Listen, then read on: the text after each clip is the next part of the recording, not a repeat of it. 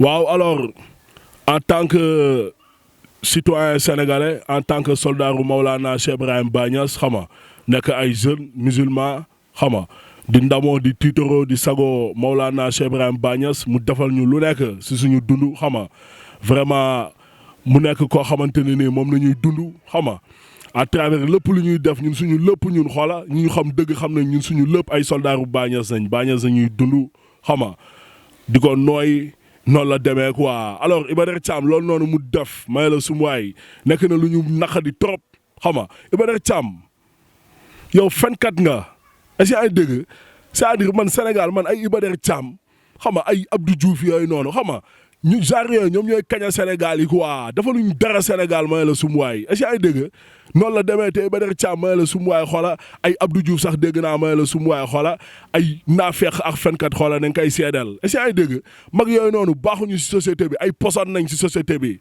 dara desewu leen may la sum waay lu dul dee ñuy génn xoola di gën a fen di taal réew mi bëgg jaxase may la sum waay xoola kër diine yi di yee fitna est-ce que ay dégg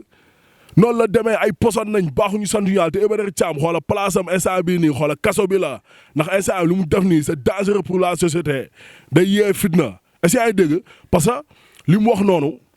heureusement alhamdulilah ñaseen ni nekk nañ vraiment ñoo xamante ni dal nañ te am nañ ay kilifa te tamit xam nga ñu ngi jëfee ndigal si seen i kilifa xam nga mais am na ñoo xamante ni may la sum waay bu nekkoon ñoom la vite fait laa lay wax nii xoola mun na indi tension parce que mun nañ génn wax lu ñaaw si waa Tiwaawoon xam lu ma la wax waa Tiwaawoon ñëwaat et que vice versa ñun loolu duñ ko mus a def ñun duñ wax lu ñaaw xoola si waa Tiwaawoon man personnellement xoola Alaaji Malick Sy radiyallahu anhu sëñ Babacar Sy xoola sama deret la samay maam nañ est-ce que ay dégg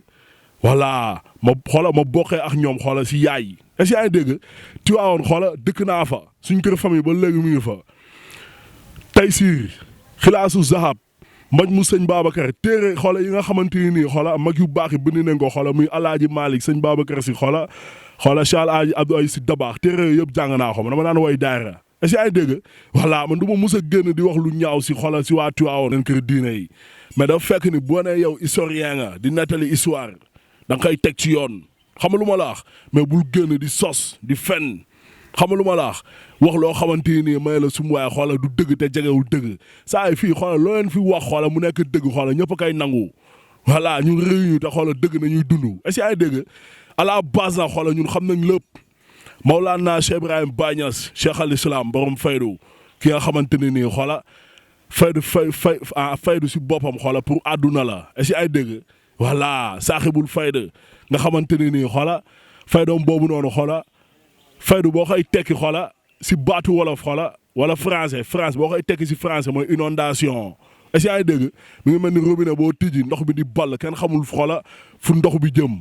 ndax bëri loolu mooy faydu Baye Niass loolu noonu mënoo leen si dara saa waay est-ce que ay dégg loolu mënoo leen si dara te balaay neex xoola da ngeen di génn Sénégal ngeen xool Nigéria beneen léegi xoola plus de 130 millions d'habitants la plus de 80 millions talibé Baye Niass te Sénégal xoola 15 millions d'habitants kese la est-ce que ay dégg waxuma la Nigéria sax nga dem Afrique feneen foo demal ba ay Chine saa waay xoola demal Amérique demal Europe foo munti dem xoola amul dëkk booy dem may la sum waay pôle nord sax xoola faydu Baye Niass mi ngi fa loolu ngeen di jéem a xeex xoola da ngeen di gën a alkulek waaye mënoo leen si dara est-ce que ay dégg noonu la demee ay Iba Der Thiam yii nii baaxoo leen si askan bi te nax santal yàlla bu baax te xoola kilifa yu nga xamante ne nii ñoom ñooy sëtu maam Abdoulaye Niass mi nga xamante ne nii moom nga doon jéem a saawaay di ko tuutal di jéem a yàq deram di ko sosal est-ce que ay dégg ñooñ sant leen bu baax te nga gërëm leen parce que ñoom ñoo génn xoola calmé waat soldats yi calmé waat taalibe yëpp neen xoola bàyyi leen mu sedd est-ce que ay dégg voilà loolu moo la may chance ak lu nga nekk mag sinon fekk nañ la sa kër bu yàgg xoola duma la ba pare taal sa kër parce que ñun Baye Niass xoola ñun li nga la wax xoola di ko wax ndax sénégalais yëpp ñuy dégg Baye Niass du caaxaan te kenn du ko foowee nee leen képp ku fi génn ku fi yàlla nattu muy génn di foowee Baye Niass wala dara xoola ñun ñoo lay jaay suñu bakkan en tant que soldat bu Baye Niass xoola di ko def xool di si liggéeyal Baye Niass est-ce que yaa ngi dégg noonu la demee waa seen caaxaan yooyu xoola seen yëfu naafeq yooyu ngeen téeroo ngeen xoola ngeen defee ko feneen wala ngeen teg ko si deru keneen mais Baye Niass xoola bàyyi leen ko non non que ça cesse quoi que ça xam nga xoolal dafa doy sëkk est-ce que ay dégg noonu la demee di waxee xol ndaxte lépp lu may wax xoolal lu dëggu la si man est-ce que ay dégg ay Iba Der Thiam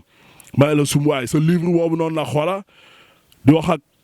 gouvernement bi yëpp may la sum waay xool livre boobu xoola nañ ko censuré may la sum waay xoola génnee ko parce que naan ay histoire du Sénégal c'est faux loolu histoire du Sénégal loolu xoola mooy les mensonges du Sénégal li may wax te yàlla tax bu leen si dagg dara ngir yàlla parce que message lay adressé te message boobu noonu xoola mboqum taalibe yëpp da nga siy gis seen bopp parce que xoola mooy dëgg te dëgg moo neex yàlla te ñun xoola ay porteurs de voix nañ ay rappeurs nañ dëgg nañuy wax te yàlla tax est-ce que ay dëgg voilà dañuy waxee xol parce que daf ñu metti est-ce que ay dëgg noonu la demee kuñ ko sosaloon sa sëriñ may la sum waay xoola xëy na sax nu gën a doy waaw nu gën a méttee nii lay demee quoi du dëgg noonu la demee may la sum waay Sénégal xoola nañ bàyyi ay affaire de sëriñ yi ñuy jël di tëkkante xam nga ay yooyu noonu loolu noonu xoola loolu c'est sensible te xoola mun na jur saa waay ay guerre civile mun na jur lu ne si dëkk bi njiit yi nañ jël seen responsabilité saa waay est-ce que ay dëgg noonu la demee quoi may la sum waay livre boobu nañ ko censuré et que aussi sa livre boobu yow Iba Der Thiam xoola yow nañ waxal xoola nañ ko taal publiquement man livre boobu noonu dama si jotagul mais ma ko jotee naa ko taal publiquement ba pare naa jël sa photo taal ko pour wala yow baaxoo si askan yaa firaawo na yéen a yam yasaay noonu la demee. mais Khalifa est-ce que gisoo ni tamit mag day juum. waaw juum am na mais juumte yi moo bëri quoi Sénégal est-ce que ay dégg ñun xam nañ ñu mu demee quoi xam lu ma la wax c'est-à-dire mooy lu ma la wax may la xëy na yooyu noonu xam naa dañ ñaan ok ñaseen yi ñoom mooy loolu quoi xam nga waaw xëy na dañu xeeb wala dañu ñàkkaloo fu loola foog ni ñun ñi xam nga ñun ay regal nañ xam nga wala ñun moom mooy loolu quoi xam nga bëgg ñu noonu la demee quoi loolu noonu xoola mooy dëgg dañ bàyyi naafeq bi te yàlla tax xam lu ma la wax waaw munoo ñëw naan da ngay jël sa histoire dem si ay tubaab ñoo xamante ne may la sum waa ñoo la coloniser ba ci démoo Njaay xam nga lépp nekk ay tri. mais Khalifa ñu gis ni fan yi da ngaa rejoindre opposition bi lu waral loolu. non du rejoindre opposition sax xam nga Khalifa moom képp ku ko xam-xam ne alors peuple sénégalais la musa àndal xam nga citoyen sénégalais la porteur de voix la xam nga et que aussi li muy def xam nga da koy def en tant que sénégalais di si xeexal avant tout intérêt réew mi xam nga noonu la demee quoi te gis nañ réew moom fi mu toll nii may la sum waay xam nga metti na si fànn yëpp xam nga waaw Sénégal daal fi mu toll nii may la sum waay doy na waar waaw le Sénégal est en coma et dans le coma xam nga noonu la demee alors képp kuy sénégalais war na dénoncer injustice yëpp yu fi am war na dénoncer may la sum waay dictature bi am Sénégal xam nga képp kuy sénégalais war na xeex pour Sénégal may la sum waay yow si coma bi mu nekk xam nga noonu la demee quoi si loolu nañ nekk mais pas si ay opposition wala affaire yooyu quoi c'est-à-dire mauvaise gouvernance bi am Sénégal xam nga ak injustice bi mauvaise gestion des ressources naturelles xam nga délinquance bi am Sénégal yooyu noonu problème yooyu noonu yëpp fléau yooyu yëpp yooyu nañuy xeex quoi xam nga noonu la demee. Khalifa tey jii naka nga gisee taxawaayu waa Y'en a marre parce que sénégalais ñu ci bëri tey jii ñoom ñu ngi jàpp ne Y'en a marre c'est utile daal parce que yéen seen njëriñ boo dee xool la plupart da ngeen di woote ay marche affaire yooyu rien que pour créer embouteillage est-ce que tamit ngeen xoolaat seen bopp yéen waa Y'en a marre parce que sénégalais ñu ngi leen di crasse. non man personnellement man bokkuma Y'en a marre waaw man na leer nañu Khalifa rappeur bokkul Y'en a marre alors bu fekkente ne ay marche lu si mel ni plateforme aar la ñu bokk. Alioune Sall bi yow noo ko gisee parce que depuis boobu ñu ngi dégg ay coow mais daa mel ni coow bi gars yi dañ ko xaw a bàyyi mu sedd gisoo ni dafa yomb de trop. waaw yomb na trop may la sum waay xam nga vraiment Sénégal moom doy na waar quoi parce que xam nga sénégalais yi aussi d'une part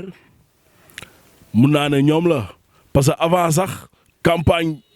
2018 moo doon campagne yi 2018 2019 waaw parce que mu tax ma 2018 man si la ma gars yi raay si terrain bi quoi booy bi du fekkee campagne yi décembre 2018 man xam nga léegi ma xañ liberté mais alors sénégalais yi avant sax ñu may jàpp si combat yu ma nekkoon newoon naa leen bu ñuy tànn président ñu tànn président bu am fulla bu am fayda bu am jom bu am ngor est-ce que ay dégg président bu bëgg réewam am dignité président bu am yërmande xam lu ma la président boo xamante ni may la sum waay xoola am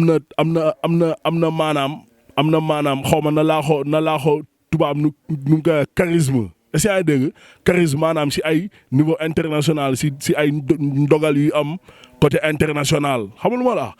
président boo xamante ni xoola ragal na yàlla xam nga lu ma la ak président boo xamante ni may la sum waay xoola mi ngi défendre intérêt Sénégal bëgg na Sénégal si xolam. xam li ma naa la 10 points yoo xamante ni yàgg naa wax sénégalais bu ñuy tànn président nañ tànn président bu mel noonu alors malheureusement sénégalais yi xoola dem tànni contraire bi est-ce que ay dégg voilà dem tànn xoola le plus mauvais des présidents en Afrique jox ko 2e mandat est-ce que ay dégg yow loolu noonu lan lañ si mën rekam bu ñëwee may la sumuwaay mu ne rekam moom xoola du ko mus a jox postu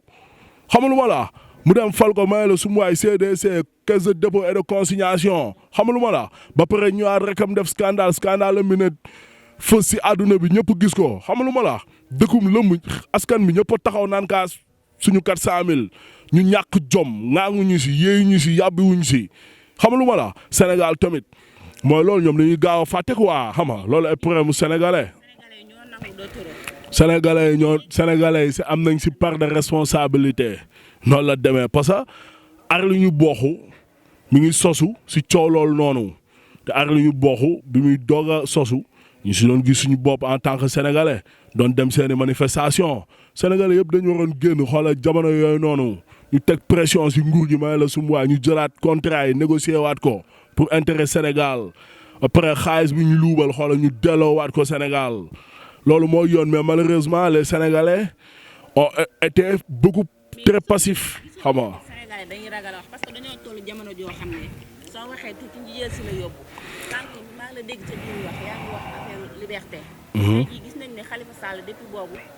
kenn nangu wax ci procès Khalifa Sall. te gis nañ président dafa génn. wax ne ci moom lay dépendre pour ñu génnee Khalifa. ndax nga gisee loolu. waaw loolu la rek on est dans un pays de dictature xam nga Macky Sall dictateur bu mag la est-ce que ay dégg Sénégal musul subir dictature bi may la si histoire am est-ce que ay dégg noonu la demee quoi xam nga lu ma la c'est-à-dire saa waay xoola régal yëpp yàlla la est-ce que ay dégg fii yàlla kese fi nekk Macky Sall sax may la su ma xoola benn pion la boo xamante ni yàlla moo ko jël ne ok président Sénégal est-ce que ay dégg sénégalais yi dañoo war a gëm yàlla dellu si yàlla xoola xam ni yàllaa fi nekk may la su ma xam ni xoola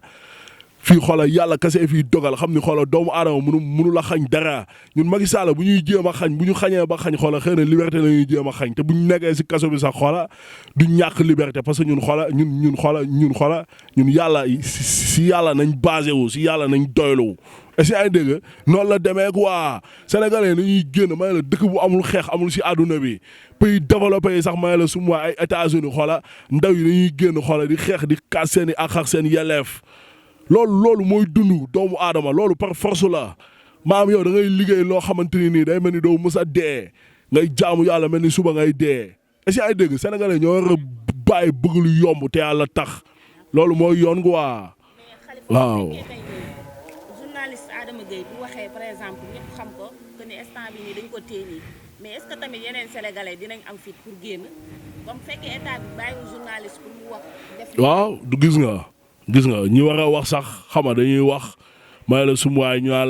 ay offense chef de l'État lu gën a graaw Sénégal mooy xoola képp kuy wax muy journaliste boo xamante mi ngi dénoncer injustice bi wala activiste da nga lay coller motif tuumaal la sosal la dugal la si kaso bi est-ce que ay dégg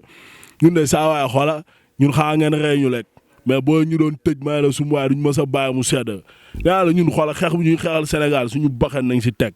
est-ce que ay dégg mënoo leen si dara seen papa yak seen yaay kenn mënu si dara da nga koy def xoola ngir xoola intérêt Sénégal ba pare xoola di si jaamu yàlla est-ce que ay dégg noonu la demee quoi Adama Gueye bàyyi leen ko mu ñibbee deful dara waxul dara Adama Gueye saa waay xoola moo leen gën a nekk sénégalais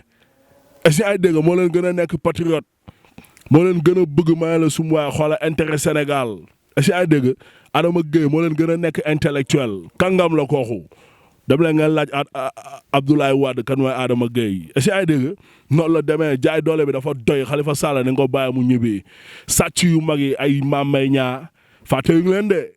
da ngeen fàtte da ngeen nax seen bopp ay Mame Mbaye Niang may la suma ay Aliou Sall ànd na fa gudd tànk saa waay ku baax voilà xëy na nit yi ñenn ñi nii mun nañ fàtte mais ni nga ko mus a fàttee te waxtoom bu jotee incha allah may la sum waaye xoola si kaso bi xoola ngeen di deewee leer nañ laa indi wax